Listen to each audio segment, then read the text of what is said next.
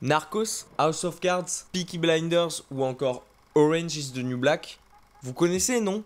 Tous les titres que je viens de vous citer sont des réussites dingues proposées par Netflix.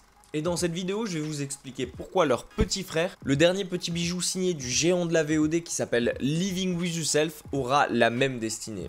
Living With Yourself, c'est d'abord la nouvelle série originale estampillée Netflix, avec Paul Rudd dans le rôle titre.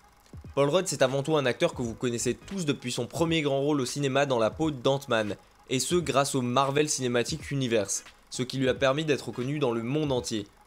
Car jusque-là au cinéma, il n'avait eu droit qu'à pas mal de second rôles, dans plusieurs films, comme Roméo plus Juliette, La nuit au musée, Enclog mode d'emploi, ou même des apparitions récurrentes dans la série Friends. And I can't wait to share my life with you forever.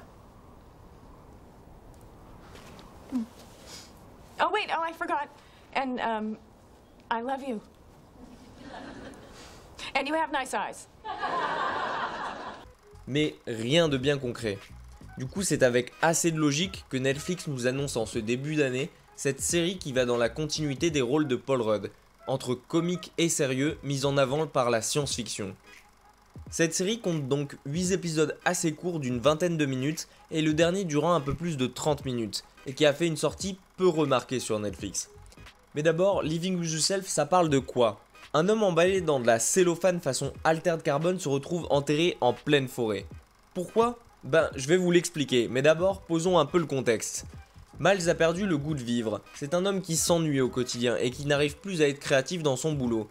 Et qui, en plus de ça, a son couple qui bat de l'aide, notamment parce que ça fait plusieurs années qu'ils essayent en vain d'avoir un enfant. Bref, ça va pas fort pour lui. Mais un jour, un de ses collègues qui lui pète la forme décide de le prendre sous son aile et de le recommander à une clinique privée.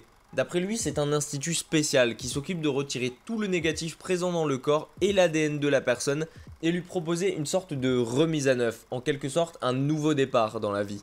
Miles décide donc de s'y rendre et assez timide, c'est finalement sa rencontre avec Tom Brady qui en ressort en pleine forme qui le convainc finalement d'y aller.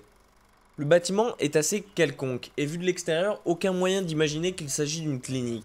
La mise en scène fait tout de suite penser à Gremlins lorsque dès la scène d'introduction, on pénètre dans une boutique qui ne se remarque pas mais qui est assez mystérieuse, tenue par un vieux chinois mystique et là c'est un peu la même chose. Miles se tient devant une sorte de boutique, assez bizarre pour lui mais qui n'a grosso modo rien d'une clinique vue de l'extérieur, tenue par des chinois qui ont eux l'air mystérieux. Il y a que vous que ça fait fantasmer les vieux. Quand même, c'est classe les vieux. Ils arrivent, c'est hyper mystérieux. Et qui lui propose contre une assez grosse somme de lui donner accès à la meilleure version de lui-même. Et bien entendu, il accepte sans même poser une seule question et allonge les 50 000 $ demandés. Combien? Et c'est ainsi que l'on retrouve notre Miles se réveillant en pleine forêt, enterré et emprisonné dans du plastique, sans comprendre ce qui lui est arrivé. On est tout aussi perdu que lui, mais ce qu'il ne sait pas encore et qu'il va découvrir par la suite, c'est qu'il a été cloné. Et c'est alors là que commence véritablement la série. Car oui, comme le dit le titre, Living With Yourself, c'est vivre avec soi-même. Et Paul Rudd va être confronté à lui-même tout au long de la série. D'un côté, nous avons un Miles totalement neuf, enjoué, meilleur que le Miles d'origine et amélioré dans tous les domaines. Et de l'autre, nous avons le véritable Miles, celui qui a été cloné et qui possède en quelque sorte tous les défauts. Outre le problème d'éthique, que soulève rapidement la série, on vient à se demander ce que l'on ferait à sa place. Comme par exemple, envoyer notre clone pour faire ce que l'on déteste faire, et en profiter pour mater Netflix sur nos après-midi. Bref, profiter de la vie, voire même tricher. Et quand on voit par exemple passer aux infos que des étudiants jumeaux ont essayé, chacun à leur tour, d'aller à un cours différent lors du bac, on se dit que de là à utiliser son double, il n'y a qu'un pas. Seulement que se passerait-il si ce dernier, qui n'est pas un simple robot mais une version améliorée de nous, dotée de nos sentiments et de nos souvenirs, était vraiment une sorte de copie parfaite de nous. Une version de nous-mêmes meilleure dans tous les domaines deviendrait rapidement notre ennemi. Là où la série est intelligente aussi, c'est qu'elle nous permet de comprendre ce qui se passe des deux points de vue. En effet, chaque début d'épisode nous permet de revivre ce qu'il s'est passé du point de vue de l'autre Miles, permettant ainsi de saisir la globalité de l'intrigue. Living With Yourself vous fera aussi penser à une autre série d'anticipation, elle aussi disponible sur Netflix, mais moins comique pour le coup, et qui soulève le même genre de questionnement, à savoir Black Mirror. Quand on pense à son premier épisode de la saison 2, Be Right Back, ou Bientôt de retour en français, dans lequel un homme se tue sur la route lors d'un accident de voiture et sa femme Martha, devenue veuve, découvre l'existence d'un service qui, à partir de l'historique internet d'une personne défunte, est capable de lui offrir un clone parfait de la personne et de l'être aimé, et ainsi la faire revenir à la vie.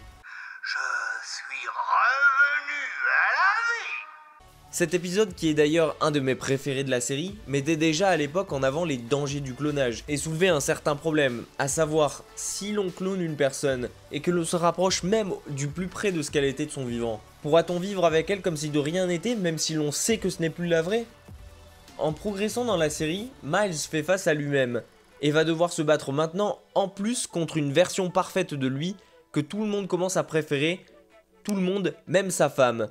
Mais aussi au boulot, car Miles va devoir être prudent, car si Miles et Miles restent la même personne sur le plan intellectuel et physique, beaucoup de choses les séparent et il ne faudrait pas que le poteau rose soit découvert. Et tout ce à quoi fait face notre homme a de quoi le rendre fou. Mais qui ne le deviendrait pas? On ne peut pas ressentir tout ça. On exploserait. Parce que tu as la capacité émotionnelle d'une petite cuillère. Le générique change d'ailleurs lui-même de façon symbolique au fur et à mesure que l'on avance dans la série, passant de quelque chose de clair et limpide au début à quelque chose de plus électrique et désordonné vers la fin. On peut d'ailleurs le comprendre, qui de nous pourrait vivre avec un autre lui? C'est déjà bien assez suffisant. Mais qui non plus n'a jamais rêvé de ne pas aller bosser et d'envoyer quelqu'un à notre place, ou bien encore pouvoir se dédoubler et être à plusieurs endroits à la fois, ou même devenir plus rentable. Et maintenant, à Paris. Alternant les situations comiques et son côté science-fiction se déroulant à la même époque que la nôtre, cette série originale Netflix va, une fois n'est pas coutume, au bout de ce qu'elle nous propose, et n'a aucun mal à nous faire plonger dedans, au vu de toutes les situations quotidiennes qu'elle multiplie et qu'on a tous vécues et pour lesquelles on aurait tous adoré pouvoir se dédoubler. Paul Rudd tient ici le rôle parfait pour lui, et son double rôle lui permet de prouver à la manière d'un certain Will Smith dans Gemini Man, tout son talent à travers deux personnalités bien différentes. Bref, j'ai adoré Living With Yourself.